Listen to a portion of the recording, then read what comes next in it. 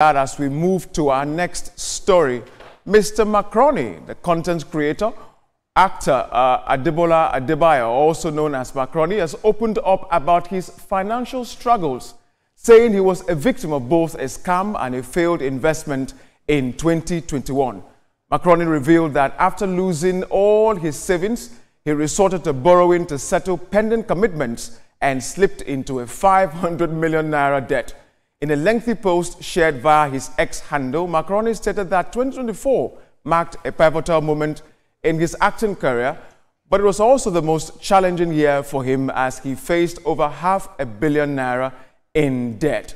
The actor cum comedian stated that he decided to finally share his story of encouragement so that others can be encouraged as well. Emmanuel and Banker this morning, there's quite a lot right there. But, you know, to the story of the football and what Macaroni is shared right now, Emmanuel and Banker, what do people think about this? Well, for me, congratulations to Nigeria, the Super Eagles of Nigeria, and also talking about Osimhen, Victor Osimhen. Now, he has about 25 goals in 40 appearances. And, you know, when we win in Nigeria like this, it's a big one. We all say congratulations to them. But when it is the reverse, it's that the Super Eagles are not doing well. We need to change them, change the manager. And they're like, what? We hope to see more development coming with the next match in Uyo. We hope to see that Nigerians will come out in flying colors. And that is the spirit of sportsmanship. Indeed. Banker, is football one of the things you like to watch? Well, yes. Well, whenever the Super Eagles has a victory in any match, I feel proud all over again to be a Nigerian. So kudos to them for this victory, and we hope that Ogatunde, in the tweet that you read, we hope that he will be put to shame. Why? Because we are going to take the World Cup home. Really? Yes. Indeed. And Emmanuel, who would have thought that, actor and content creator Macaroni would be involved in such a huge, scam that cost him about 500 million naira. That's a whole lot of money, in today's Nigeria. It's quite pathetic at the moment. It's not something good to say. Passing out with about 500 million naira. It's not a child's play, but it calls a question what kind of investment you want to go into before you can part with such huge amount of money. And that's why you need to always double check before you go into such investments. And Baka, what do you think was really his aim, for coming to share that? I mean, that's kind of like a personal matter, but he decided to bring that, though he said, to encourage, but is that really the case here now? I think it is, because currently the administration is trying to make the country better. So sometimes things get a bit hard for some people in the country, but the country is getting better. But I think what he was trying to say was that I've been through something like this also, and I've even been through worse. Because your problem is that you don't have food to eat this morning. My problem is that I'm owing people 500 million naira, almost £500 million naira. So I think he just wanted to encourage people that, yes, the country is hard right now, but let's persevere, let's just do what we can. And also, I like the fact that we never saw any of these struggles in his videos. I mean, freaky up and down, but I mean, we never saw any pain. We never saw any. You get so. But there's a caveat, Nelson, that before you go into any investments.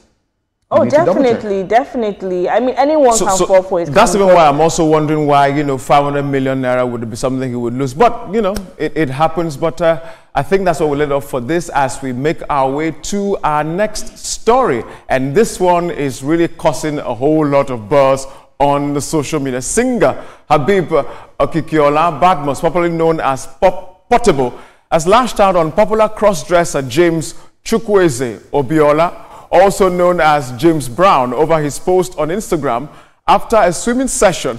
The cross-dresser, who wore a crop top and a swimming brief, he dived into the swimming pool. Now, Portable, who was not pleased with the video, left disparaging comment on James Brown's comment section.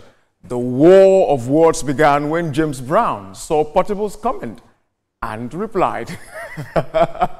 Now, some of those comments, I can't promise you we can take it because it's really harsh. But there's a few tweets, reactions from some Nigerians, and that's what I'd like to bring to you. But maybe we can take this part of the matter. Portable says, your life don't spoil. And James Brown replied, fame miss road. And then Portable went on again and said, go meet your friends, B.O.B., referring to, you know. But that's how far I can go on this, because what comes next is not so good.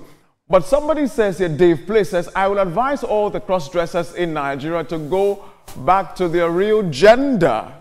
And he hyphenated Bob Risky on that. I couldn't actually agree less. Sammy Billy says, since where Portable start get money, he never get rest of mind from one problem to another. Maybe he decided to add this as well. And Bull's Eye says, all I can say is that I'm impressed with the blog that posted this. They are both related in madness.